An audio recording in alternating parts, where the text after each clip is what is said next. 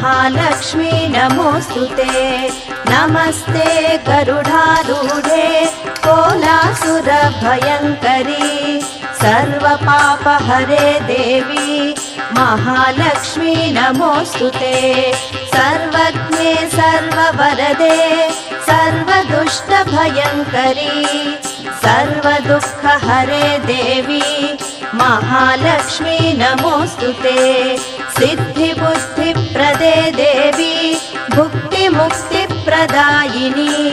मन्त्रमूर्ते सदा देवी महालक्ष्मी नमोस्तुते।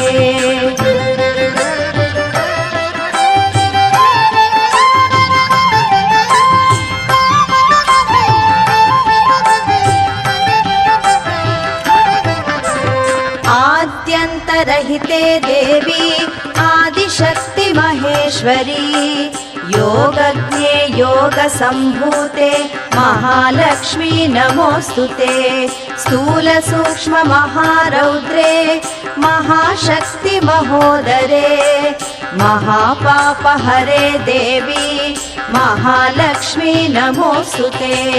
पद्मासनस्थिते देवी परब्रह्मस्वरूपिणी परमेशी जगन्मातः महालक्ष्मी